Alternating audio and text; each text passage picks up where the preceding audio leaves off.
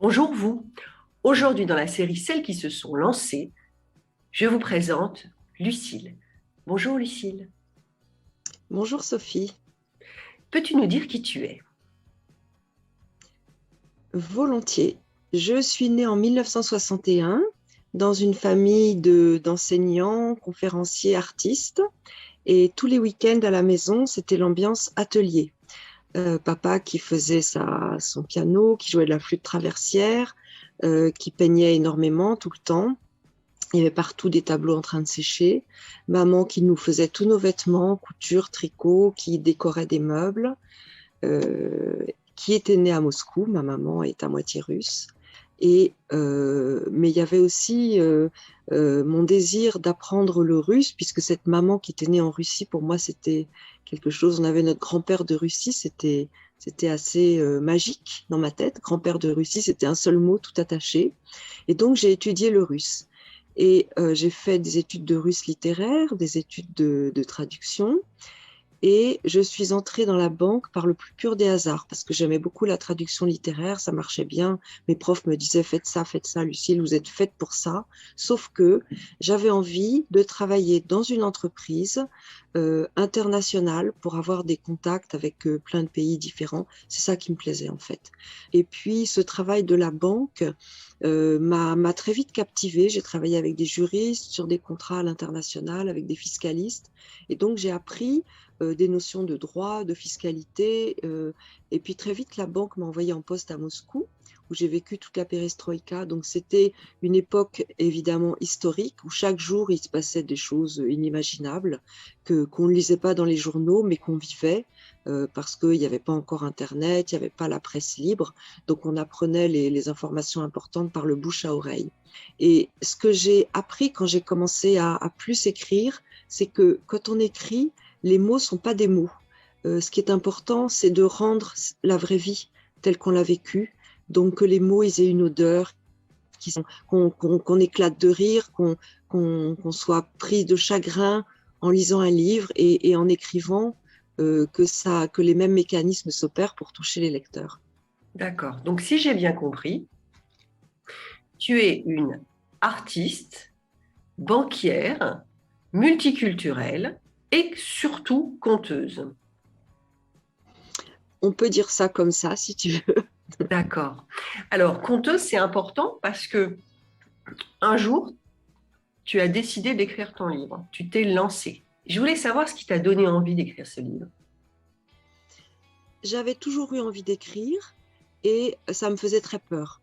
Donc j'avais mis ça de côté, rangé dans un tiroir, et parce qu'il y avait la fameuse phrase d'Hemingway, si tu veux écrire, vis d'abord et ensuite tu auras de quoi écrire. Donc c'est ce que j'ai fait. Et puis à 40 ans, ça a été une période de doute dans ma vie. À la banque, c'était compliqué. Et en même temps, j'ai eu donc ces difficultés-là. Et puis mes enfants qui m'inspiraient énormément. Mes enfants m'ont amené à l'écriture, m'ont ramené à l'écriture par les belles paroles qu'ils disaient. Et une nuit, j'étais tellement mal, je suis descendue dans la pièce de séjour et j'ai pris un crayon et j'ai commencé à écrire tout ce qui allait mal dans ma vie.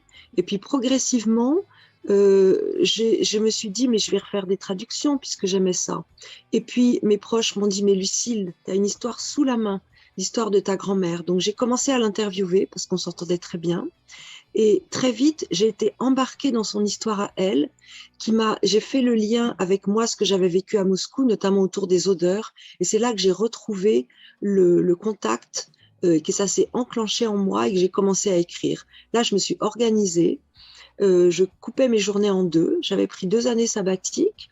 Je suivais des cours de finance l'après-midi et le matin, j'écrivais. Et je me disais, bon, aujourd'hui, tu vas écrire tel passage, tu vas écrire tant de pages. Donc, je me boostais et j'avais mon cahier et j'écrivais. Et puis très vite, je me suis mise sur l'ordinateur, évidemment. C'est beaucoup plus simple. Et voilà. Et qu'est-ce qui a pu te faire peur au début? Tu me dis au départ, j'avais peur d'écrire. Qu'est-ce qui te faisait peur? Ce qui me faisait peur, c'est que je me sentais pas capable d'écrire un livre complet, de mener à bien le projet. Mais très vite, j'ai senti, en me relisant, que un texte à l'écrit, il faut le construire, il faut une architecture. Donc, après avoir couché sur le papier plein de souvenirs, plein de mots qui venaient parfois dans le désordre, j'ai éprouvé ce besoin d'organiser. Et puis un proche m'a dit, tu sais ce qui aide quand on écrit quelque chose de long, c'est de donner un titre à chaque chapitre, d'écrire ces titres, et ça te permet de mieux voir l'articulation des chapitres entre eux. Quand on écrit, deux couches. Il y a la couche, le niveau de détail, c'est-à-dire chaque phrase doit être bien construite. En français, on n'aime pas les répétitions.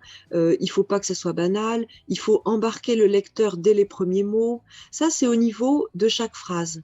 Mais ensuite, il y a une autre couche, c'est la structure de l'ensemble. Donc, il faut, à un moment donné, il faut qu'on voit l'ossature, le squelette se dégager, qu'on le sente et qu'on s'y tienne. Et un livre, il a sa logique à soi.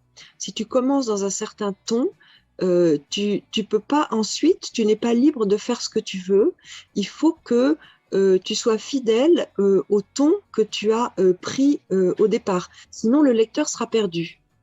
D'accord. Donc en fait, tu avais peur de ne pas être capable, tu as commencé, et finalement, en t'organisant et en te structurant, tu as avancé, puis tu as fini ton livre. Si tu imagines qu'en fait, on est en face de nous des personnes, des femmes qui aimeraient écrire, mais qui soit n'osent pas commencer, soit n'osent pas montrer leur manuscrit à des éditeurs ou en tout cas n'osent pas montrer leur manuscrit. Qu'est-ce que tu leur conseillerais? Alors, il y a deux choses.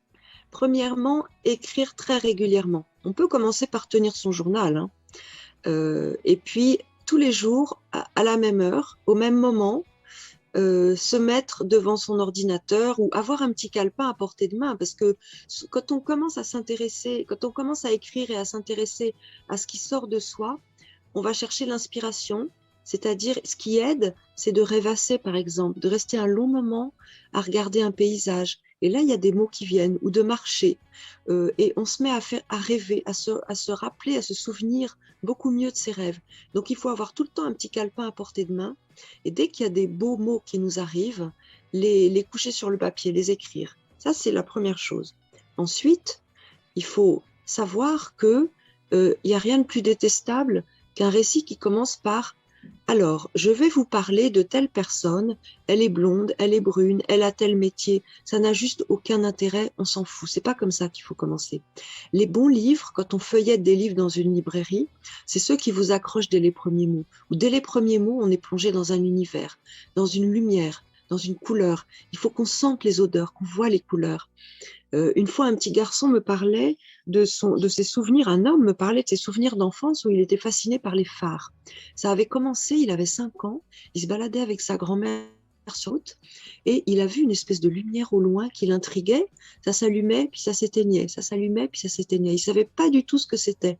Donc, il est resté là, il s'est allongé. Sa grand-mère s'est mise à le chercher partout, elle a commencé à avoir peur, à l'appeler, mais lui, il était tellement fasciné par cette lumière, sans savoir ce que c'était, qui restait là. Et au bout d'un moment, sa grand-mère l'a grondé, l'a retrouvé. Mais c'est ça l'histoire, c'est de commencer par cette lumière intrigante. Et nous, le lecteur, on ne sait pas non plus ce que c'est et on a envie de savoir. Et voilà, et c'est gagné. Et ça peut donner un récit qui va accrocher un lecteur et donc un éditeur. D'accord. Ok, ben écoute, je te remercie beaucoup, Lucille. Merci beaucoup pour cette belle histoire que tu nous as racontée et qui, j'espère, donnera envie à nos auditrices, aux personnes qui nous regardent et qui ont regardé jusqu'au bout. J'espère que ça motivera des personnes à écrire leurs livres, à commencer pas à pas à écrire et surtout à oser montrer ce qu'elles ont fait. Je te souhaite une très belle journée. Je vous souhaite une très belle journée à vous également et à mardi prochain. Au revoir. Au revoir.